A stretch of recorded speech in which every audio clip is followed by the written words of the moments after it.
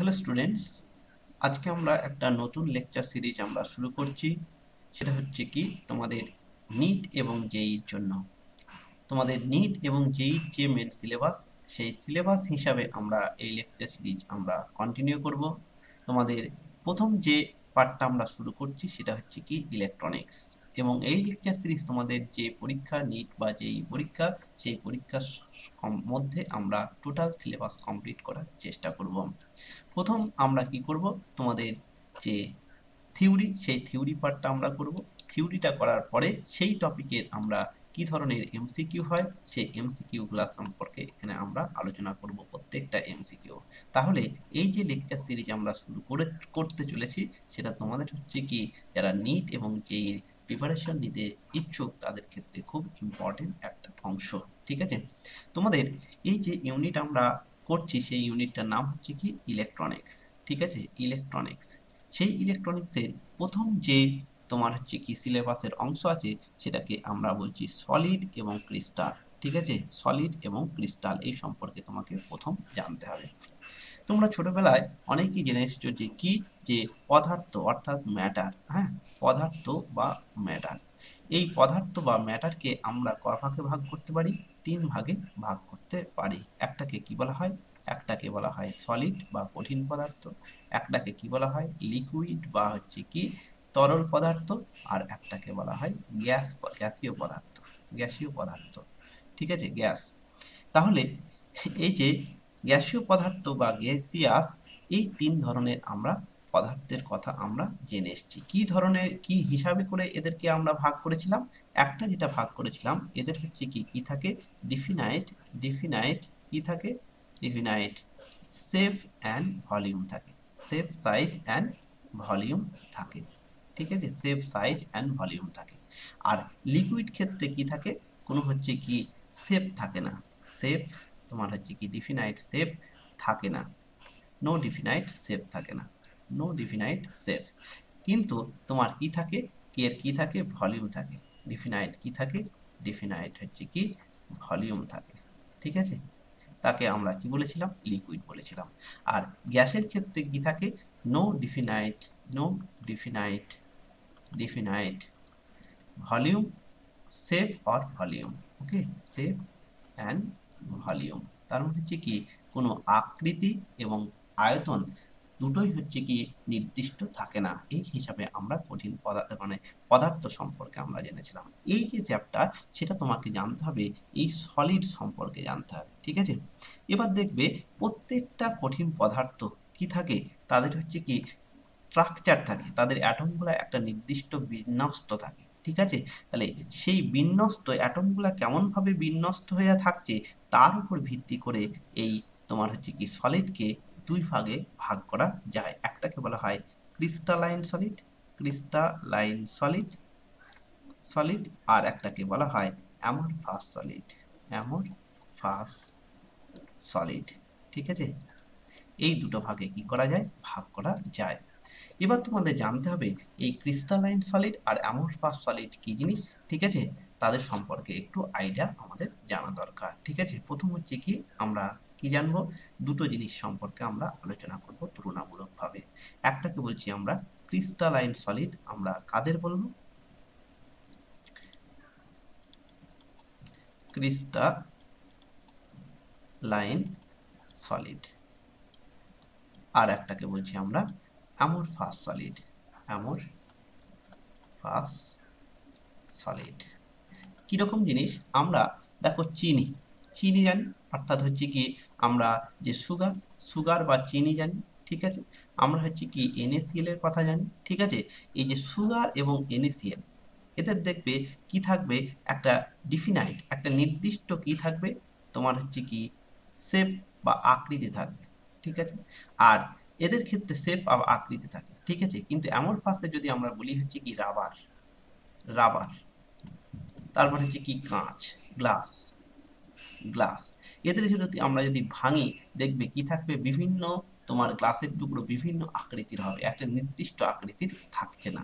ঠিক আছে, তার মানে ক্রিস্টালাইন সলিড, তার মানে সুগারের যে কন্ডিশন আমরা একদম সচক্ষে দেখতে পারি, NaCl এর যেরকম লবণের যে হচ্ছে কি আকৃতি, আর তোমার রাবার আর হচ্ছে কি গ্লাস দেখবে অন্য ধরনের, এদের সঙ্গে কিন্তু মিল থাকবে না। প্রত্যেকটা NaCl কণা একটা নির্দিষ্ট আকৃতি থাকে, প্রত্যেকটা হচ্ছে সুগারের কণা একটা নির্দিষ্ট আকৃতি, একই রকম আকৃতি নিয়ে থাকে। ঠিক আছে, তার মানে ক্রিস্টালাইন সলিড আমরা তাকেই বলবো যাদের ক্ষেত্রে কি থাকবে, ডিফিনাইট ডিফিনাইট বা নির্দিষ্ট কি থাকবে, নির্দিষ্ট সজ্জায় তোমার হচ্ছে কি সজ্জিত থাকবে।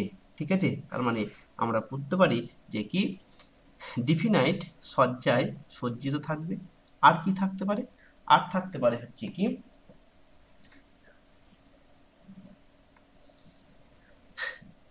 রেগুলার ফ্যাশনে, তোমার কি থাকবে, রেগুলার ফ্যাশনে কি হবে, পরপর সজ্জিত থাকতে পারে। তার মানে কি অ্যাটমস গুলা, যে এই যে তোমার আমরা ক্রিস্টাল স্ট্রাকচার দেখি, সেখানে যে পরমাণু বা অ্যাটমের কথা আমরা সজ্জিত থাকে, সেই অ্যাটম গুলা কিরকম ভাবে সজ্জায় থাকবে, একটা নির্দিষ্ট সজ্জায় অ্যারেঞ্জমেন্টে থাকবে, নির্দিষ্ট অ্যারেঞ্জমেন্টে থাকবে। ঠিক আছে, অ্যারেঞ্জমেন্টে থাকবে অর্থাৎ নির্দিষ্ট সজ্জায় সজ্জিত থাকবে। তারা থাকবে রেগুলার অর্থাৎ সুবিন্যস্তভাবে সজ্জিত থাকবে। আর কি হবে, তাদের মধ্যে কি থাকবে, তোমার হচ্ছে কি লং রেঞ্জে হবে, লং লং রেঞ্জে তোমার হচ্ছে কি সেটা সজ্জায় সজ্জিত থাকবে। তাদেরকে আমরা কি বলছি, ক্রিস্টালাইন সলিড বলছি। ভালো করে লেখো যে সুগার বা NaCl এই ধরনের যদি আমরা পদার্থে বা সলিডের কথা বলি, সেখানে দেখবে যে অ্যাটম, সেই অ্যাটমগুলো একটা নির্দিষ্ট সজ্জায় সজ্জিত থাকে, অ্যারেঞ্জমেন্টে থাকে। তারাও দেখবে একটা সুবিন্যস্ত ভাবে থাকে অর্থাৎ রেগুলার ফ্যাশনে থাকে, এবং লং রেঞ্জে থাকে, অনেক তোমার পর্যন্ত হচ্ছে কি তারা সজ্জিত থাকতে পারে। কিন্তু রাবারের ক্ষেত্রে কি থাকবে না, ইনডিফিনাইট অ্যারেঞ্জমেন্ট থাকে, ইনডিফিনাইট অ্যারেঞ্জমেন্ট থাকে। ঠিক আছে, কোনো নির্দিষ্ট অ্যারেঞ্জমেন্ট কি করে না, থাকে না। তারপরে আবার কি থাকবে, রিরেগুলার থাকে, কোনো হচ্ছে কি রেগুলার তোমার হচ্ছে কি সজ্জায় সজ্জিত থাকে না। আর এটা সজ্জায় কিরকম ভাবে থাকে, শর্ট রেঞ্জে তোমার কি থাকে, তারা একে অপরে বিন্যস্ত থাকে। তাহলে সেরকম পদার্থকে আমরা কি বলছি, অ্যামরফাস তোমার হচ্ছে কি সলিড বলছি, যেমন হচ্ছে কি রাবার, গ্লাস।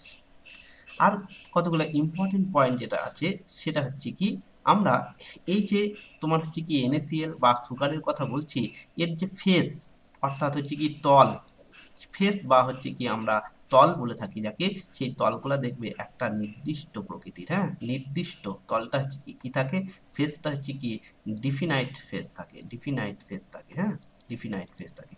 এর কিন্তু হচ্ছে কি যে ফেস, সেই ফেসটা হচ্ছে কি ডিফিনাইট নয়, ইনডিফিনাইট, ইনডিফিনাইট। ঠিক আছে, আর কি বলতে পারি, আর বলতে পারি হচ্ছে কি এই যে আমরা ক্রিস্টালাইন সলিড বলছি, এর মেল্টিং পয়েন্ট কি থাকে, মেল্টিং পয়েন্ট তোমার হচ্ছে কি মেল্টিং পয়েন্ট নির্দিষ্ট থাকে, নির্দিষ্ট অর্থাৎ ডিফিনাইট থাকে।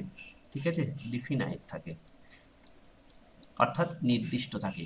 কিন্তু এই অ্যামরফাস ম্যাটেরিয়ালের ক্ষেত্রে মেল্টিং পয়েন্ট নির্দিষ্ট থাকে না, ইনডিফিনাইট থাকে। আর কি বলতে পারি, এই যে আমরা তোমার হচ্ছে কি সুগার বা NaCl যখন আমরা কথা বলছি, এগুলার ক্ষেত্রে কি হয়, এগুলার ক্ষেত্রে হচ্ছে কি তুমি ধরো এই একটা সুগারের কণা, তোমরা এই বরাবর এর ক্ষেত্রে তাপ যেমন ভাবে সঞ্চিত হবে, এর এই বরাবর সেরকম ভাবে সঞ্চিত থাকবে।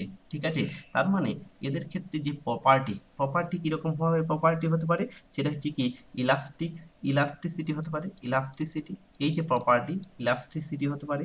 তারপর হচ্ছে কি কন্ডাক্টিভিটি হতে পারে। ঠিক আছে, কন্ডাক্টিভিটি অর্থাৎ এই যে প্রপার্টি, এই প্রপার্টিগুলা তার বিভিন্ন দিক বরাবর একই থাকে। ঠিক আছে, অর্থাৎ বিভিন্ন দিক বরাবর কি থাকে, একই থাকে। এরকম যদি প্রপার্টি থাকে, তাদেরকে বলা হয় অ্যানাইসোট্রপিক মেটেরিয়াল, অ্যানাইসোট্রপিক, অ্যানাইসো অ্যানাইসোট্রপিক মেটেরিয়াল। ঠিক আছে, এদেরকে কি বলা হয়, অ্যানাইসোট্রপিক মেটেরিয়াল।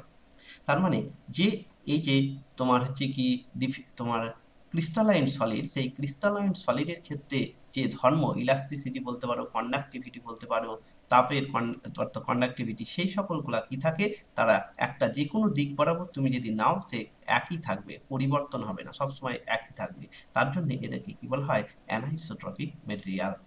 কিন্তু কিন্তু তোমার অ্যামরফাস মেটেরিয়ালের ক্ষেত্রে কি হয়, এরগুলো হচ্ছে কি বিভিন্ন দিক বরাবর বিভিন্ন হয়। ঠিক আছে, তার জন্য এদেরকে বলা হয় আইসোট্রপিক মেটেরিয়াল। এদেরকে কি বলা হয়? Isotropic material. এদেরকে কি বলা হয়? Isotropic material.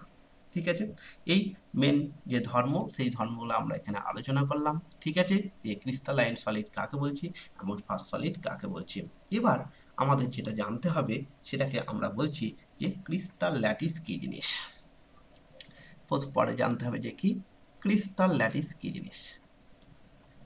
ক্রিস্টাল ল্যাটিস কি জিনিস? ঠিক আছে, ক্রিস্টাল ল্যাটিস। ধরো প্রত্যেকটা এক একটা পদার্থের কথা, সলিডের কথা আমরা যখন চিন্তা করব, সেই সলিডগুলা কি হয়, একটা পরমাণুগুলা অ্যাটমগুলা কি করে, অ্যাটম যে অ্যাটম থাকে সেগুলো একটা নির্দিষ্ট তোমার হচ্ছে কি ডিফিনাইট অ্যারেঞ্জমেন্টে থাকে। ডিফিনাইট অ্যারেঞ্জমেন্টে থাকে, অর্থাৎ নির্দিষ্ট সজ্জায় থাকে। ঠিক আছে, সজ্জায় থাকে। এই যে ডিফিনাইট অ্যারেঞ্জমেন্টের কথা বলছি, তাহলে প্রত্যেকটা এখানে ধরো একটা কণা তোমার হচ্ছে কি মলিকুল আছে, এখানে একটা মলিকুল আছে, এখানে একটা মলিকুল আছে, এখানে একটা মলিকুল আছে।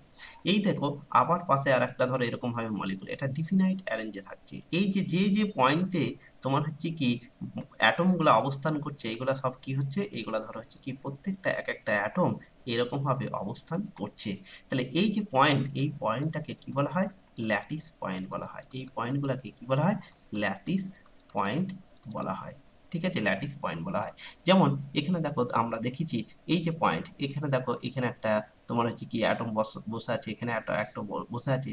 এই যে অ্যাটম প্রত্যেকটা পয়েন্টে দেখো একটা করে অ্যাটম যদি এরকম ভাবে বিভিন্ন ভাবে, এটা একটা তোমার সজ্জা দেখানো হয়েছে, এখানে একটা সজ্জা দেখানো হয়েছে, এখানে দেখো থ্রি ডাইমেনশনাল একটা সজ্জা দেখানো হয়েছে।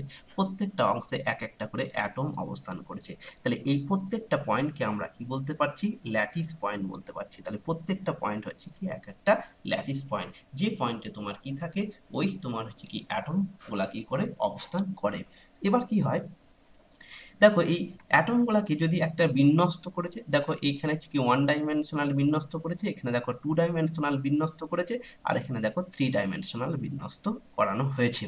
এই যে ওয়ান ডাইমেনশনাল বিন্যস্ত হয়েছে, দেখো প্রত্যেকটা পয়েন্টে দেখো আইডেন্টিক্যাল, তার চারিপাশের identical.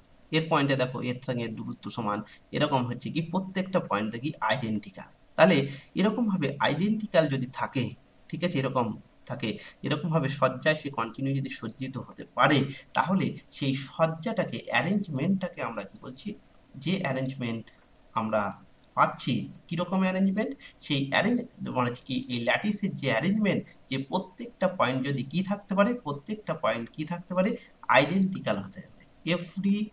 Every lattice point must be, lattice point কি হতে পারে, আইডেন্টিক্যাল হতে পারে।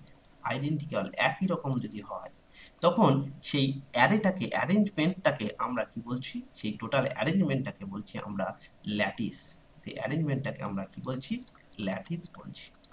ঠিক আছে, তাহলে এখানে দেখো, এখানে দেখো আমরা ওয়ান ডাইমেনশনাল ল্যাটিসের কথা বলছি। দেখো পরপর এই এখানে একটা ওয়ান ডাইমেনশনাল ল্যাটিসের, এ দেখো ওয়ান ডাইমেনশনাল ল্যাটিস কিরকম ভাবে হয়, এক এক দিক বরাবর সজ্জিত থাকে। ঠিক আছে, ঠিক এখানে দেখো আমরা থ্রি ডাইমেনশনাল, এখানে টু ডাইমেনশনাল ল্যাটিসের কথা বলা হয়েছে। দেখো এখানে একটা কি আছে, এরকম ভাবে এক্স, এদিকে এক্স অক্ষ, এদিকে ওয়াই অক্ষ, দেখো এক্স অক্ষ বরাবর এরকম সজ্জিত হতে থাকছে। তাহলে একে হচ্ছে কি টু ডাইমেনশনাল ল্যাটিস। ঠিক আছে, এখানে দেখো থ্রি ডাইমেনশনাল ল্যাটিস, তিন দিক বরাবরই হচ্ছে কি গঠন হচ্ছে, তাকে বলছি আমরা থ্রি ডাইমেনশনাল ল্যাটিস।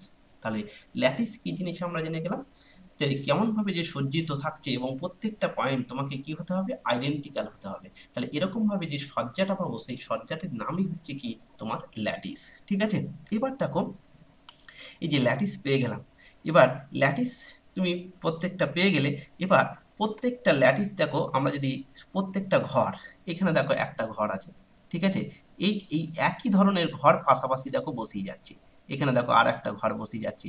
তাহলে এরকম ভাবে যদি ঘর যদি বসাতে পারি, এই টোটাল অংশটা যদি আমরা ফিল আপ করতে পারি, তখন তাকে এই প্রত্যেকটা ঘরকে আমরা কি বলতে পারবো, ইউনিট সেল বলবো। তাহলে ইউনিট সেল কাকে বলবো, ইউনিট সেল কাকে বলবো, ইউনিট সেল,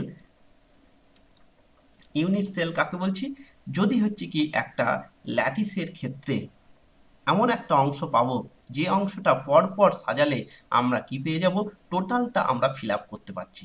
টোটালটা পরে পূর্ণ হয়ে যায়, কোনো অর্ধেক থাকার কোনো গল্প থাকবে না কিন্তু। হ্যাঁ, ধরো এই একটা পয়েন্ট, এই ধরো একটা তোমার হচ্ছে কি ল্যাটিস, সেই ল্যাটিসে আমরা একে যদি এমনভাবে ভাগ করি, ধরো এরকমভাবে ভাগ করছি, একই রকমভাবে ভাগ করছি, যদি এরকমভাবে টোটালটা কি করতে পারি, সমানভাবে ফ্লাপ করতে পারি, কোনোটায় অর্ধেক যেন না হয়, এখানে এসে কি যেন না হয়, অর্ধেক না হয়ে যায়, তখন এই প্রত্যেকটা অংশকে আমরা কি বলবো, এখানে যেমন টোটালটা ফ্লাপ হয়ে গেল, তাহলে এরকম যদি আমরা থাকে, তাহলে প্রত্যেকটা অংশকে কি বলবো, এক একটা ইউনিট সেল বলবো। ঠিক আছে, তাহলে আমরা যদি একটা 3 ডাইমেনশনাল দেখো ইউনিট সেলের কথা আমরা এখানে দেখো দেখেছি, একটা দেখো 3 ডাইমেনশনাল, আমরা যদি তাহলে এরকম একটা ইটের কথা বলি, যদি ধরো তুমি একটা জিনিসকে ইট দিয়ে ভরাচ্ছ, ইট দিয়ে ভরাচ্ছ, ঠিক আছে,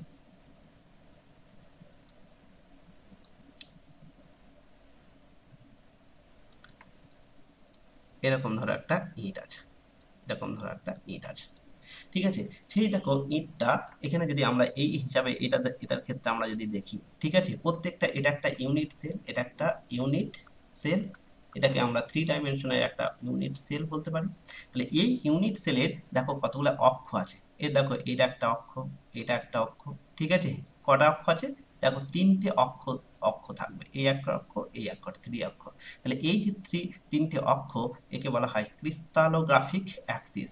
এই যে অক্ষগুলা থাকে, এই যে অক্ষ, এই যে অ্যাক্সিস থাকে, সেই অ্যাক্সিসকে আমরা কি বলছি, ক্রিস্টালোগ্রাফিক, ক্রিস্টালোগ্রাফিক অ্যাক্সিস, অ্যাক্সিস, ঠিক আছে, যে যে অ্যাক্সিস গুলা থাকে সেই ক্রিস্টালোগ্রাফিক অ্যাক্সিস, ঠিক আছে। এবার দেখো সেই অ্যাক্সিস গুলার দৈর্ঘ্য, এই যে অ্যাক্সিস এবং এই যে প্রিমিটিভ ইউনিট সেল আছে তার দৈর্ঘ্য অনেক রকম হতে পারে, ধরো এটাকে এ বলছি, তোমার হচ্ছে কি এই যে দৈর্ঘ্য এ, এটা ধরো বি, এটা ধরো সি, যে অ্যাক্সিস গুলো আমরা পেলাম একটা ইউনিট সেলের ক্ষেত্রে, যে দৈর্ঘ্য আমরা পেলাম, দৈর্ঘ্য প্রস্থ উচ্চতা, তাহলে এই যে এ বি সি আমরা পাচ্ছি, এ আবার হচ্ছে কি B, A, A B R C, এই যে আমরা এবিসি আমরা পেলাম একটা ইউনিট সেলের দৈর্ঘ্য প্রস্থ এবং উচ্চতা, একে বলা হয় ল্যাটিস কনস্ট্যান্ট, এদেরকে কি বলা হয়, ল্যাটিস কনস্ট্যান্ট, ল্যাটিস কনস্ট্যান্ট। এবার দেখো প্রত্যেকটা অ্যাক্সিস, ক্রিস্টালগ্রাফিক অ্যাক্সিস কি থাকে, একে অপরের কোণ করে আছে, এর দেখো আলফা, এখানে আমরা বিটা ধরেছি, এখানে দেখো গামা ধরেছি, তাহলে আলফা, বিটা আর গামা হচ্ছে কি, যে ক্রিস্টালগ্রাফিক অ্যাক্সিস ধরলাম সেই ক্রিস্টালগ্রাফিক অ্যাক্সিস দিয়ে কি থাকে, কোণ থাকে, সেই কোণগুলোকে আমরা কি বলছি, যে অ্যাঙ্গেল বিটুইন তোমার হচ্ছে কি ল্যাটিস কনস্ট্যান্ট, ঠিক আছে। এবার যে সজ্জা সজ্জিত হচ্ছে, সেই সজ্জার এই তিনটে, এই দু ধরনের তোমার হচ্ছে কি প্যারামিটারের সাপেক্ষে যদি বিভিন্ন ভাগে ভাগ করা হয়েছে, ঠিক আছে। যদি তোমার দেখো দেখো কি হয়ে যায়, যদি এরকম হয় যে ল্যাটিস কনস্ট্যান্ট গুলো সব সমান, তার মানে হচ্ছে কি কিউবিক হয়ে যাবে, আকৃতিটা কি হয়ে যাবে, কিউবিক হয়ে যাবে, এর দেখো কিউবিক, ঠিক আছে। আর কি হতে হবে, প্রত্যেকটা অ্যাঙ্গেল তোমার 90 ডিগ্রি হতে হবে। তাহলে এরকম যদি ইউনিট সেল হয় কোনো ক্রিস্টাল স্ট্রাকচারের ক্ষেত্রে, কোনো সলিডের ক্ষেত্রে, তখন তাকে আমরা কি বলবো, কিউবিক সিস্টেম বলবো, কিউবিক ল্যাটিস আমরা বলতে পারছি, ঠিক আছে।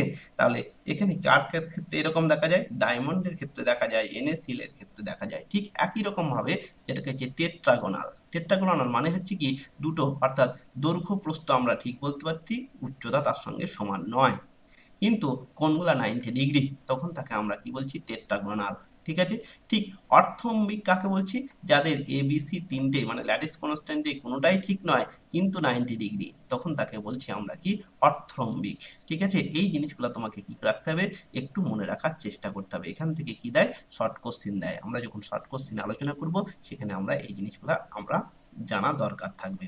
ঠিক একই রকম ভাবে মনোক্লে মনোক্লিনিক কাকে বলবো, যখন হচ্ছে কি তিনটেই হচ্ছে কি ল্যাটিস কনস্ট্যান্ট অসমান এবং তাদের কোনোটাই হচ্ছে কি একটা 90 ডিগ্রি, ঠিক আছে, প্রত্যেকটাই 90 ডিগ্রি, ঠিক আছে, তখন তাকে আমরা কি বলছি, তোমাদের মনোক্লিনিক বলে। টাইক্লিনিক কি কাকে বলা হয়, কোনোটাই সমান নয় কিন্তু 90 ডিগ্রি নয়, তখন তাকে বলা হয় টাইক্লিনিক উদাহরণ, ঠিক আছে। এই জিনিসগুলো তোমাকে একটু কি করে রাখতে হবে, মনে রাখার চেষ্টা করতে হবে। তাহলে এই গেল হচ্ছে কি আমরা ইউনিট সেল কি জিনিস, ইউনিট সেলের তোমার হচ্ছে কি ল্যাটিস কনস্ট্যান্ট এবং তাদের মধ্যে যে কোণ, তার উপর বেসিস করে আমরা ল্যাটিস স্ট্রাকচারকে বিভিন্ন ভাগে ভাগ করছি, সেটাকে একটাকে বলছি আমরা কি কিউবিক স্ট্রাকচার, কিউবিক সিস্টেম, ঠিক আছে।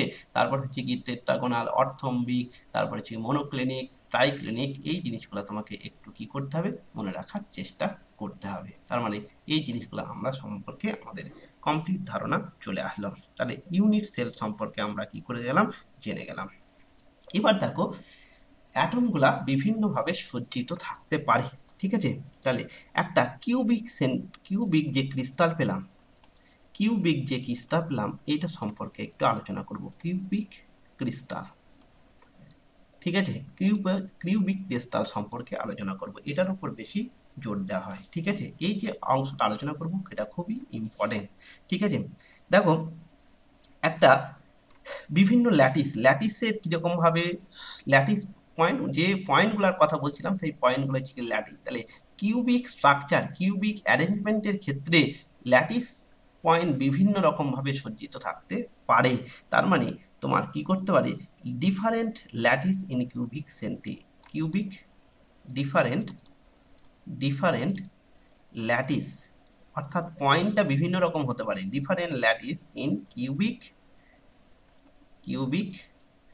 ক্রিস্টাল, ওকে। কিউবিক ক্রিস্টাল কেমন হতে পারে, different lattice.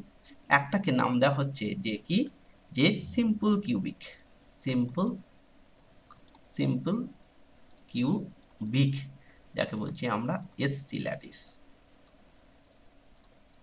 Cubic simple lattice. কিরকম ধরনের, একটা ধরো হচ্ছে কি একটা হচ্ছে কি কিউব, এই ধরো একটা কিউব, ঠিক আছে। সেই কিউবের, এই ধরো একটা কিউব, সেই কিউবের কি আছে তোমার হচ্ছে কি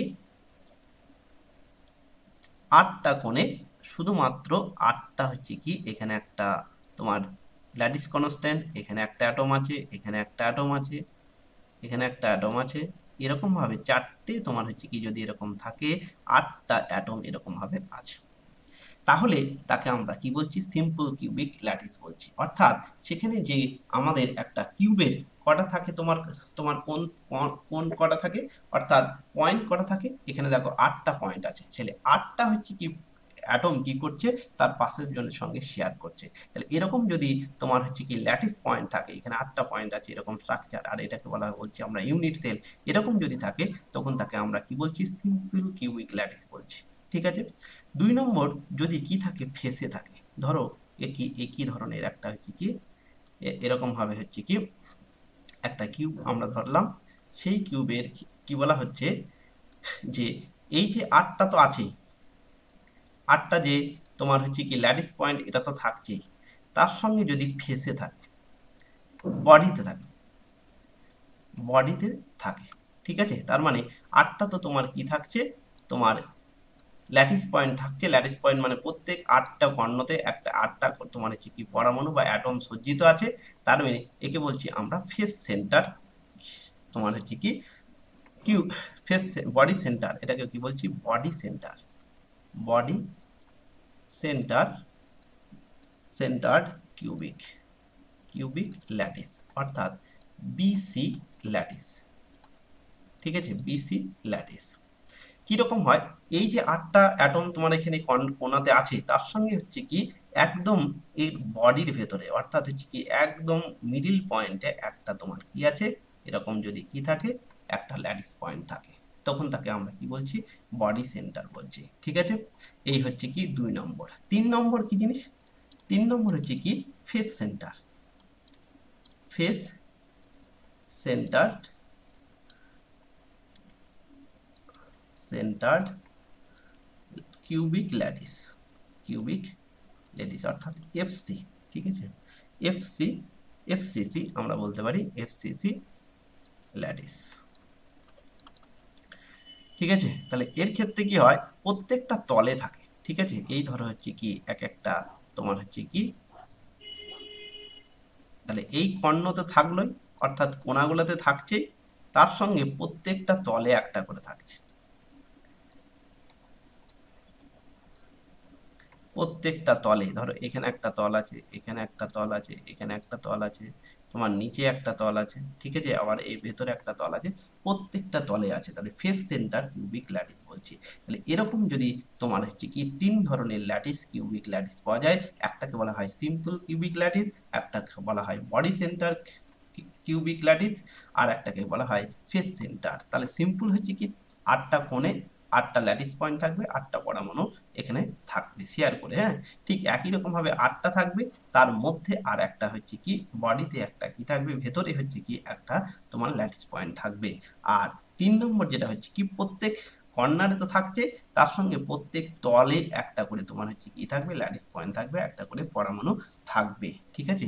তাহলে এটাকে আমরা বলছি ফেস সেন্টার ল্যাটিস। এবার যে দেখবো দুটো জিনিস, এই যে ল্যাটিস কনস্ট্যান্ট, এটাও এ, এটাও এ, এটাও এ, প্রত্যেকটা ল্যাটিস কনস্ট্যান্ট এখানে দেখ কিউবিকের ক্ষেত্রে তোমার হচ্ছে কি A equals to B equals to C, lattice যে কনস্ট্যান্ট সেই ল্যাটিস কনস্ট্যান্ট কি হয়ে যায়, সমান হয়ে যায়, ঠিক আছে। কনস্ট্যান্ট ল্যাটিস কনস্ট্যান্ট কি হয়ে যায়, সমান হয়ে যায়, ঠিক আছে। তাহলে এর ক্ষেত্রে আমরা সবকে আমরা কি ধরছি, এ ধরছি। তাহলে এর সঙ্গে অ্যাটমের যে ব্যাসার্ধ, অ্যাটমের যে ব্যাসার্ধ, অ্যাটমের তোমার হচ্ছে কি যে ব্যাসার্ধ অর্থাৎ রেডিয়াস অফ অ্যাটম, ঠিক আছে, সেটাকে যদি আর ধরি, এবং আর এবং হচ্ছে কি এই যে তোমার ল্যাটিস কনস্ট্যান্ট, এদের মধ্যে সম্পর্ক লাগে, রেডিয়াস অফ অ্যাটম অ্যান্ড তোমার হচ্ছে কি ল্যাটিস কনস্ট্যান্ট এ, এদের মধ্যে কি করব আমরা, সম্পর্ক বার করার চেষ্টা করব, রিলেশন বার করার চেষ্টা করব, ঠিক আছে, রিলেশন বার করার চেষ্টা করব। কি ধরনের কিরকম ভাবে হবে দেখো, রিলেশন কেমন হবে, যদি আমরা কি একটা করি, কি করি, ধরো হচ্ছে কি একটা প্রথম হচ্ছে কি আমরা সিম্পল এসসি অর্থাৎ এসসিসি ল্যাটিস, 1 নম্বর যেটা আমরা করব সেটা হচ্ছে কি 1 নম্বর হচ্ছে কি সিম্পল এসসিসি ল্যাটিস পয়েন্টের কথা বলবো, ঠিক আছে, অর্থাৎ সিম্পল কিউবিক। কিরকম ভাবে পরমাণুগুলো দেখো আছে, আমরা যদি ধরো হচ্ছে কি এক একটা তোমার হচ্ছে কি ফেসের কথা ভাবি, এক একটা ফেসের কথা ভাবি, এটা ধরো একটা কিউবের একটা তল, ঠিক আছে। এই তলে এখানে দেখো একটা হচ্ছে কি, এটা হচ্ছে কি অর্ধেক, এটা ধরো হচ্ছে কি অর্ধেক, এটা হচ্ছে কি এটা ল্যাটিস কনস্ট্যান্ট, এটা এ, এখান থেকে এ, ঠিক আছে, এটাও এ, ঠিক আছে, আর এটাও এ, চারিদিকে হচ্ছে কি এ, ঠিক আছে। এবার দেখো এরকম ভাবে একটা তোমার হচ্ছে কি পরমাণু আছে, মানে অ্যাটম আছে, এখান থেকে দেখো একটা অ্যাটম আছে, এখান থেকে একটা অ্যাটম আছে, আবার হচ্ছে কি এখান থেকে একটা অ্যাটম আছে, তার মানে এগুলো সব অ্যাটম দ্বারা পূর্ণ। একটা অ্যাটমের হচ্ছে কি 1/4 অংশ, এটা দেখো একটা অ্যাটমের 1/4 অংশ, এটা এইগুলা সব হচ্ছে কি দেখো অ্যাটম, আর অ্যাটম আছে, ঠিক আছে। এবার দেখো এইটুকু হচ্ছে কি অ্যাটমের দেখো ব্যাসার্ধ, এইটুকু প্রত্যেকটা অ্যাটমের ব্যাসার্ধ। তাহলে দেখো আমরা লিখতে পারি না যে ব্যাসার্ধ সমান সমান এ বাই হচ্ছে কি 2, অর্থাৎ সিম্পল কিউবিক্সের ক্ষেত্রে আমাদের তোমার ল্যাটিস কনস্ট্যান্টের সঙ্গে অ্যাটমের যে ব্যাসার্ধ, সেই ব্যাসার্ধ দেখো হাফ হয়ে যাচ্ছে, ঠিক আছে, এ বাই 2। এবার আমরা কার কথা চিন্তা করি, এবার হচ্ছে কি আমরা তোমার হচ্ছে কি পরের যে 2 নম্বর কন্ডিশন, সেটা হচ্ছে কি বডি সেন্টার, যদি বডি সেন্টার হয়, অর্থাৎ 2 নম্বর তোমার হচ্ছে কি বডি সেন্টার কিউবিক ল্যাটিস, এর ক্ষেত্রে তোমার ক্রিস্টাল কেমন হবে, দেখো এখানে 3 ডাইমেনশনের কথা তোমাকে ভাবতে হবে, ঠিক আছে। তার মানে হচ্ছে কি এটা এটা ধরো হচ্ছে কি একটা ফেস, এটা ধরো একটা ফেস, ঠিক আর একটা ফেস ঠিক ওর সামনের দিকে আছে, তাহলে এরকম ভাবে আমরা নিয়ে যাই, ঠিক আছে, এরকম ভাবে আমরা নিয়ে গেলাম,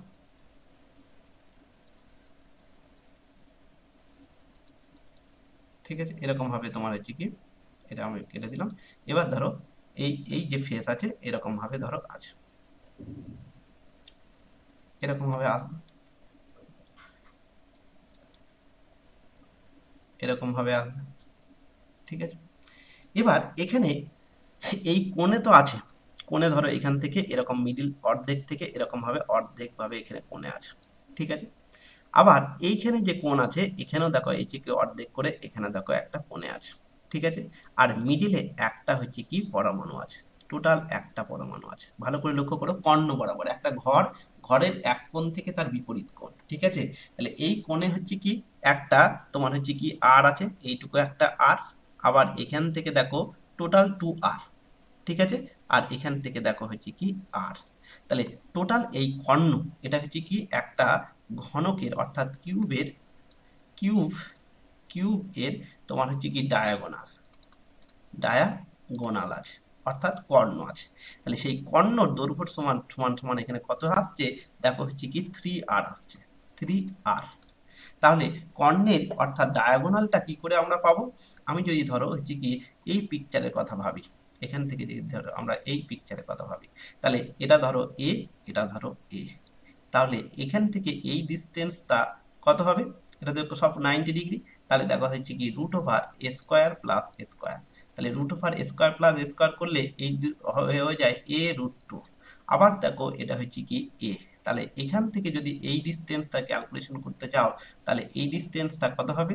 রুট ওভার a√2 তার হোল স্কোয়ার প্লাস হচ্ছে কি আবার এ স্কোয়ার।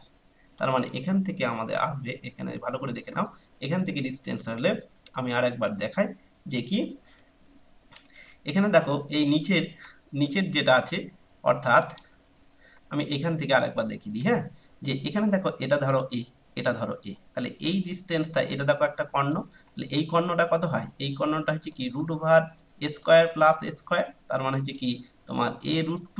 আবার দেখো এটা এ, তাহলে এখান থেকে যদি তুমি কর্ণ ক্যালকুলেশন করতে চাও, তাহলে এই কর্ণটা কত হবে? রুট ওভার এই যে a√2 তার হোল স্কোয়ার প্লাস হচ্ছে কি এ স্কোয়ার। তাহলে এটা যদি করো তাহলে দেখো a√3 হবে, ঠিক আছে। তার জন্যে আমরা এই যে আমরা ডায়াগোনাল পেলাম, মানে 3r সমান আমরা কত করতে পারবো?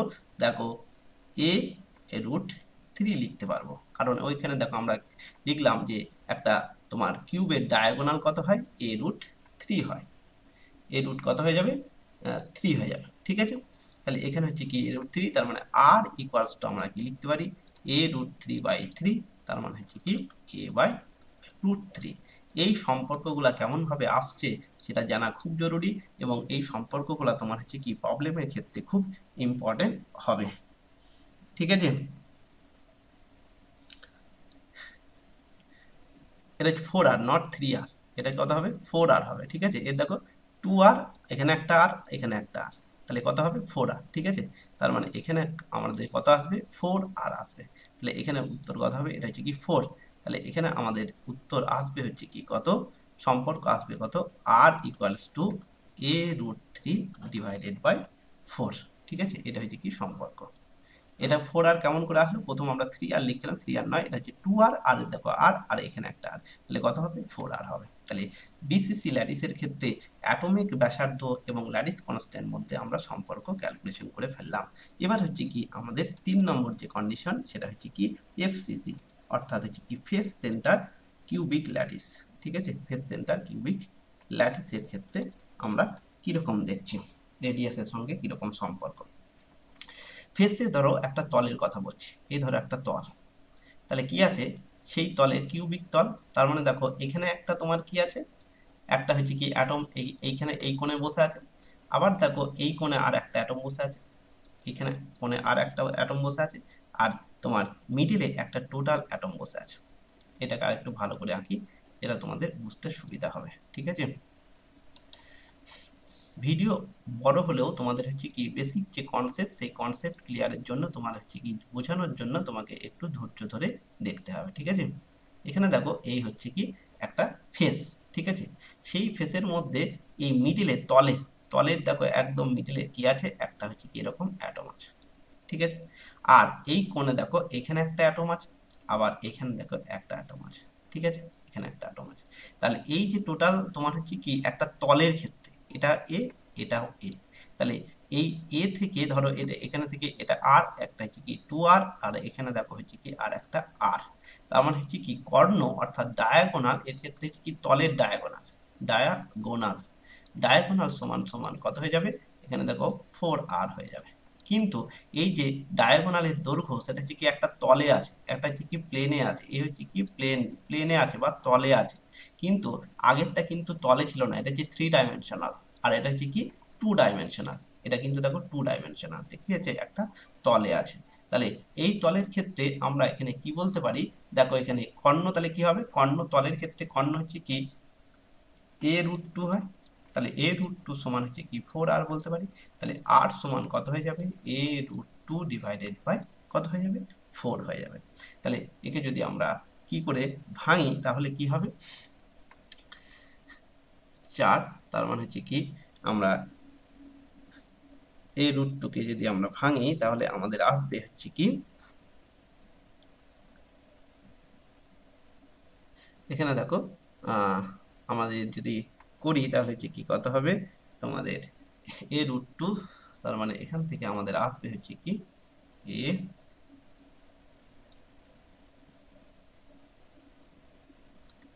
a√2, নিচে কে 2 কে √2 ইন্টু √2 লিখতে পারি, তাহলে একটা √2 কেটে গেল, তার মানে a/2√2, এরকম ভাবে আমরা কি করতে পারি, এটাকে লিখতে পারি।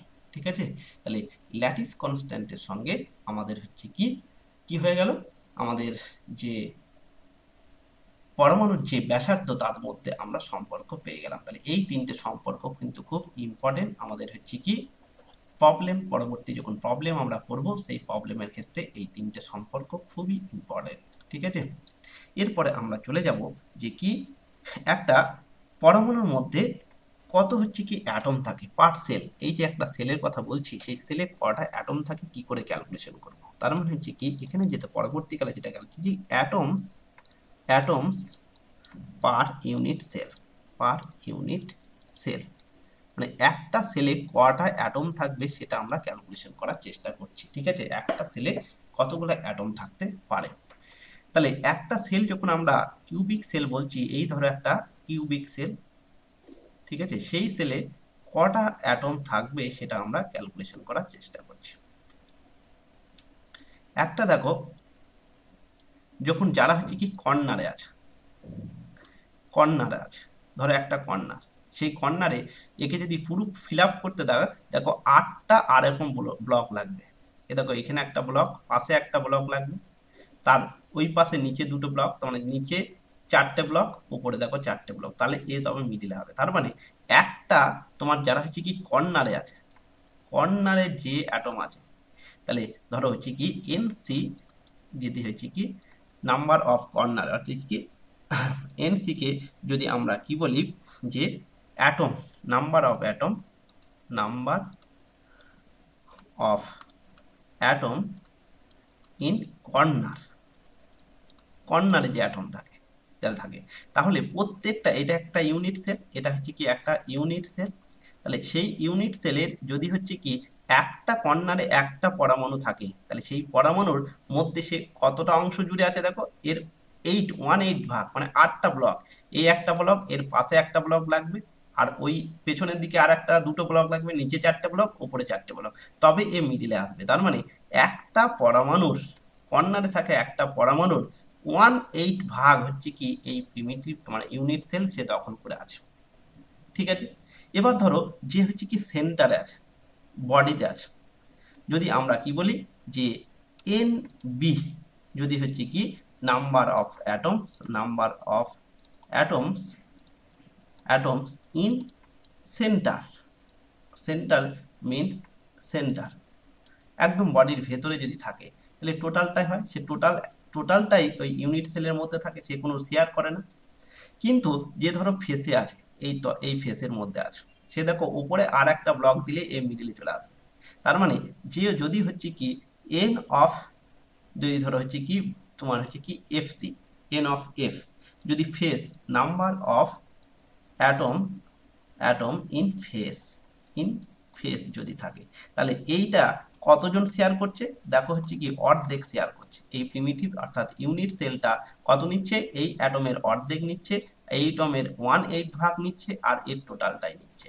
তার মানে যদি হচ্ছে কি আমার পার ইউনিট সেলে কটা অ্যাটম আছে, অর্থাৎ number of atom, atoms per unit cell, per unit cell যদি আমরা করি, তাহলে যদি এন দিয়ে প্রকাশ করি, তাহলে এন বিটা টোটালটাই তার মধ্যে থেকে যাচ্ছে, আর যারা হচ্ছে কি ফেসে আছে তার অর্ধেক পাচ্ছে, আর যারা হচ্ছে কি কর্নারে আছে তাকে তার 1/8 অংশ পাচ্ছে।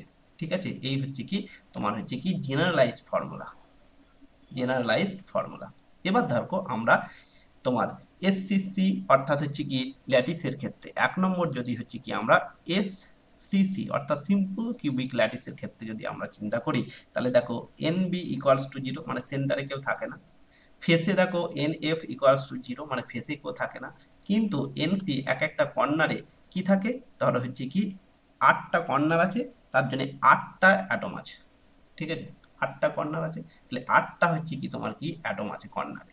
তাহলে এসসিসি অর্থাৎ হচ্ছে সিম্পল কিউবিকের ক্ষেত্রে number of atom per unit cell কত হয়ে গেল, এ দেখো 8। যদি আমরা ফর্মুলায় বসাই মানে 0 প্লাস 0/2 প্লাস হচ্ছে 8/8, তার মানে 1। ঠিক আছে, 1 হচ্ছে কি অ্যাটম ওর মধ্যে আছে।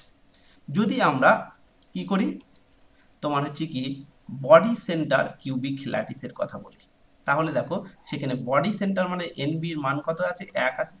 ঠিক আছে, ফেসে কোনো নাই, তাহলে ফেসে হচ্ছে কি অ্যাটম সংখ্যা এত। আর দেখো এনসিতে অ্যাটম 4টে কর্নারে 8টা কর্নারে 8 জন আছে, তার মানে টোটাল কত হয়ে যাবে, এটা 1 হয়ে যাবে, এটা 0/2 আর এটা কি 8/8, তাহলে কত হয়ে যাবে, 2 হয়ে যাবে। ঠিক আছে, ঠিক একই রকম ভাবে যদি আমরা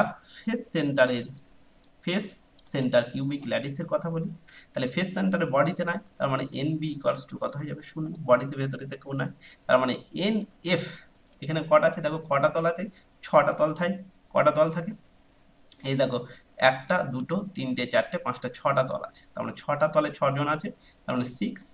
আর হচ্ছে কি এন সি ইকুয়ালস টু 8, তাহলে এর ক্ষেত্রে হয়ে যাবে কত, 0 প্লাস হচ্ছে 6/2 প্লাস 8/8, তার মানে 3 প্লাস 1 মানে 4। তার মানে পার ইউনিট সেলে কতগুলো অ্যাটম আছে সেটা দেখো আমরা ক্যালকুলেশন করতে পারলাম। ঠিক আছে, এরপরে যেটা আমরা ক্যালকুলেশন করব সেটা হচ্ছে কি অ্যাটমিক প্যাকিং ফ্র্যাকশন, এটা খুব ইম্পর্টেন্ট পার্ট। পরের যে অংশটা সেটা আমরা আলোচনা করছি, যেমন হচ্ছে কি অ্যাটমিক প্যাকিং ফ্র্যাকশন। ঠিক আছে, অ্যাটমিক প্যাকিং ফ্র্যাকশন মানে পার ইউনিটে মানে তোমার অ্যাটমের ঘনত্ব কত সেটা তোমাকে ক্যালকুলেশন করতে বলেছে, মানে রিলেটিভ প্যাকিং ডেন্সিটি, একে আর একটা হিসাবে লিখতে পারি রিলেটিভ প্যাকিং ডেন্সিটি, মানে কোন ইউনিট সেলের ডেন্সিটি অনেক বেশি, বুঝতে পেরেছো, সেটাকে করার চেষ্টা আমরা এখানে করার চেষ্টা করব। অ্যাটমিক প্যাকিং ডেন্সিটি বা রিলেটিভ প্যাকিং, বা এখানে কি বলা হয়, এর নাম আর একটা কি বলা হয়, প্যাকিং ফ্যাক্টরও বলা হয়, প্যাকিং ফ্যাক্টর, এটা করার চেষ্টা করো। প্যাকিং ফ্যাক্টরটা কি, প্যাকিং ফ্যাক্টর মানে হচ্ছে কি ইউনিট সেলে কত তোমার হচ্ছে কি তোমার, এটাকে আমরা কি বলবো,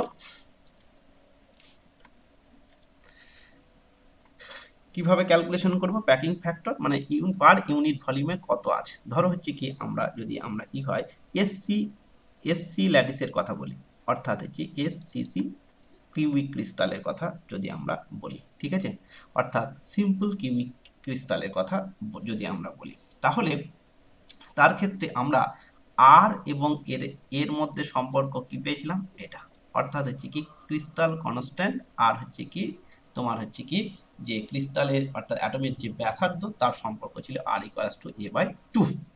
এবার ইউনিট তোমার হচ্ছে কি ভলিউম কত হবে, একটা ইউনিট সেলের ভলিউম কত হবে, একটা হচ্ছে কি ভলিউম যদি আমরা বার করি তাহলে কত হয়, ভলিউম হচ্ছে কি 4/3 পাই আর কিউ, অর্থাৎ অ্যাটমের ভলিউম অফ অ্যাটম। ঠিক আছে, ভলিউম অফ অ্যাটম যদি আমরা করি 4/3 কি হয়ে যাবে, পাই আর কিউ হয়ে যাবে। তাহলে এখানে যদি আমরা বসিয়ে দিই তাহলে কি 4/3 পাই, এর মান হচ্ছে কি A/2, তার কিউ যদি আমরা করি তাহলে আমাদের বসে যাবে 4/3 পাই এ কিউ ডিভাইডেড বাই 8, তার মানে 2, তার মানে পাই এ কিউ বাই হচ্ছে কি 6। ঠিক আছে, তার মানে ভলিউম অফ অ্যাটম ইন তোমার হচ্ছে কি একটা সিম্পল কিউবিক ক্রিস্টালের ক্ষেত্রে কটা অ্যাটম থাকে, একটা অ্যাটম থাকে, এবং তার ভলিউম দেখো হচ্ছে কি কত পেয়ে গেলাম, দেখো এটা পেয়ে গেলাম। ঠিক আছে, এবার ইউনিট সেলের ভলিউম কত হয়ে যাবে, একটা অ্যাটম কটা অ্যাটম থাকে আমরা আগেই দেখো করেছি, টোটাল অ্যাটমের সংখ্যা তোমার সিম্পল কিউবিকের ক্ষেত্রে একটা অ্যাটম থাকে, সেই অ্যাটমের তোমার হচ্ছে কি ভলিউম দেখো আমরা ক্যালকুলেশন করলাম।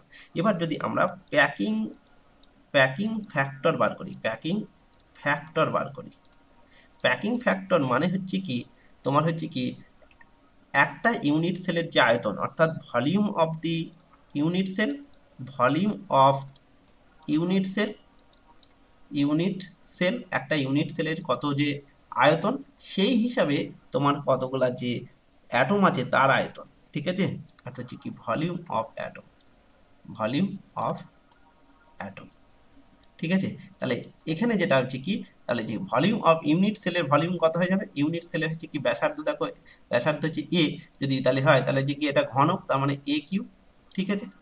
আর এখানে কত পেলাম পাই এ কিউ বাই হচ্ছে 6, এটা যদি পাই তাহলে কি হবে এ কিউ কেটে গেল মানে হচ্ছে কি আমাদের আসলো কত পাই বাই 6, পাই বাই 6 কে যদি আমরা করি তাহলে এটা হচ্ছে কি পয়েন্ট, এটা আছে তার মানে পার্সেন্টেজ হিসাবে যদি করি 52% প্যাকিং ফ্যাক্টর, ঠিক আছে, এসসিসি ফ্যাক্টরের ক্ষেত্রে, ঠিক আছে।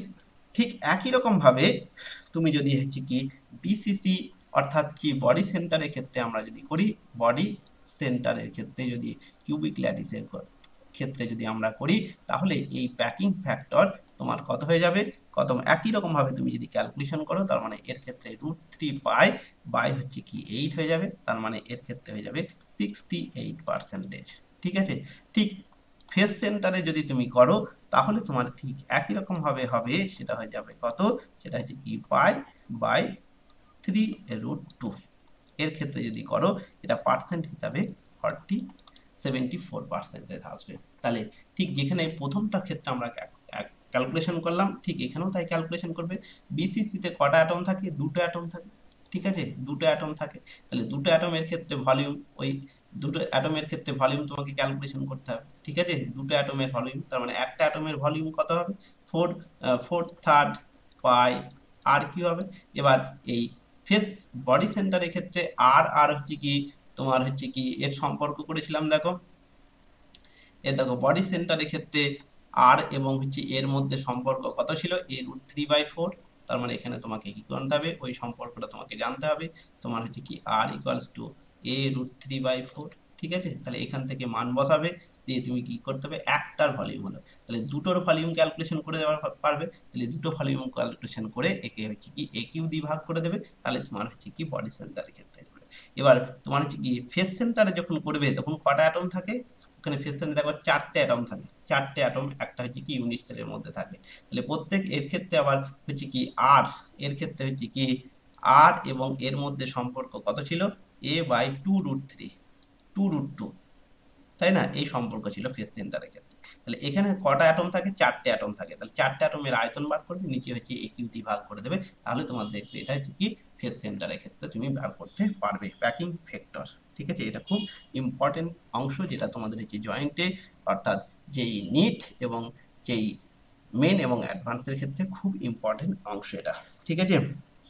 এবার হচ্ছে কি পরের যে অংশটা আলোচনা করব সেটা হচ্ছে কি ডেনসিটি অফ ইউনিট সেল, ঠিক আছে, density of unit cell, unit cell, ঠিক আছে, ইউনিট সেলের ডেনসিটি কত থাকবে সেটা তোমাকে ক্যালকুলেশন করতে হবে।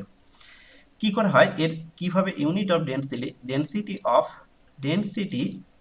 অফ ইউনিট সেল, একটা ইউনিট সেলের কত তার ঘনত্ব সেটা কি করে ক্যালকুলেশন করব, ক্যালকুলেশন করব হচ্ছে কি মাস অফ ইউনিট সেল, ওপর হচ্ছে কি মাস অফ ইউনিট সেল, একটা ইউনিট সেলের মাস কত, ঠিক আছে, আর নিচে কি থাকতে হবে, নিচে হচ্ছে কি ভলিউম অফ ইউনিট সেল, ঠিক আছে, ভলিউম অফ ইউনিট সেল, তাকে আমরা কি বলবো তার ইউনিট সেলের ঘনত্ব বলবো। এবার মাস অফ ইউনিট সেল কিরকম ভাবে ক্যালকুলেশন করতে পারি,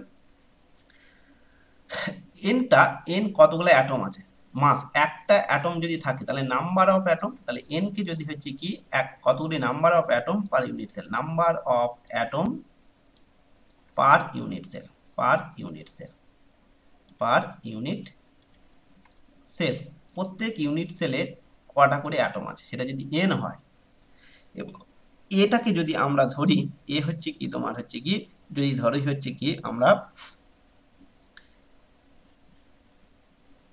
এ ফর অ্যাটমিক ওয়েট, তাহলে একটা অ্যাটমের ওয়েট হচ্ছে যদি এ হয়, আর এনটা অ্যাটমের ওয়েট কত হয়ে যাবে, মানে ভর কত হয়ে যাবে, এন ইন্টু এ। তাহলে এনটা হচ্ছে কি পার ইউনিট সেলে কতগুলা হচ্ছে কি অ্যাটম আছে সেটা জেনে গেলাম। প্রত্যেক অ্যাটমের ভর হচ্ছে কি এ ধরলাম, তাহলে এ হচ্ছে কি মাস অফ, মাস অফ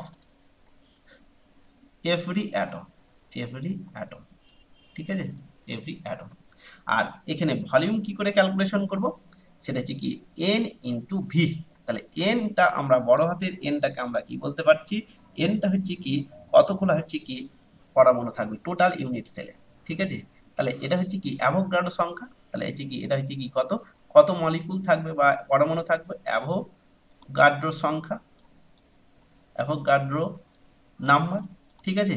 আর যে এই যে আয়তন সেটা এ কিউ হয়ে যাবে, তার মানে N into A divided by বড় হাতের এন ইন্টু এ কিউ। তাহলে এই হিসাবে করলেই আমরা কি করতে পারবো, ডেনসিটি অফ ইউনিট সেল আমরা ক্যালকুলেশন করতে পারবো, ঠিক আছে। এই হচ্ছে কি মেন জিনিস যেটা আমরা এখানে আলোচনা করলাম, ঠিক আছে। এরপরে যেটা আমাদের জানতে হবে সেটা হচ্ছে কি আমাদের বিভিন্ন ধরো এনার্জি ব্যান্ড হয়, অর্থাৎ হচ্ছে কি আয়নিক এনার্জি ব্যান্ড। তোমরা সকলে কি পড়েছো, একটু নিচু ক্লাসে তোমরা পড়েছো, ঠিক আছে। একটা হচ্ছে কি যে কোনো একটা পদার্থ, অর্থাৎ তারা একে অপরের সঙ্গে যে সংযুক্ত থাকে, সেই সংযুক্ত থাকার যে একে অপরের সঙ্গে যে তোমার হচ্ছে কি বন্ড গঠন করে, তার মধ্যে সেই বন্ডগুলাকে কি বলছি, ক্রিস্টাল ফোর্স ইন বন্ড। তাহলে পরের অংশ যেটা আমরা আলোচনা করছি সেটা হচ্ছে কি কি বলবো, ক্রিস্টালের যে বন্ড তৈরি করে, অর্থাৎ হচ্ছে কি bonding, bonding force, force in crystal, ক্রিস্টালের মধ্যে যে ফোর্স তৈরি হয়, ক্রিস্টাল যেভাবে গঠন হয়, বন্ডিং যে ফোর্স তৈরি হয়, প্রথমটা কি ionic bond, ionic bond. Ionic bond কেমন করে হয়, ধরো হচ্ছে কি একটা হচ্ছে কি সোডিয়াম, আর একটা ধরো হচ্ছে কি ক্লোরিন। এই সোডিয়ামের ক্ষেত্রে কি হয়, এর হচ্ছে কি এ হচ্ছে কি এর হচ্ছে সাতটা বহিস্থ কক্ষে সাতটা ইলেকট্রন, এর হচ্ছে কি একটা ইলেকট্রন, ঠিক আছে, বহিস্থ কক্ষে একটা ইলেকট্রন।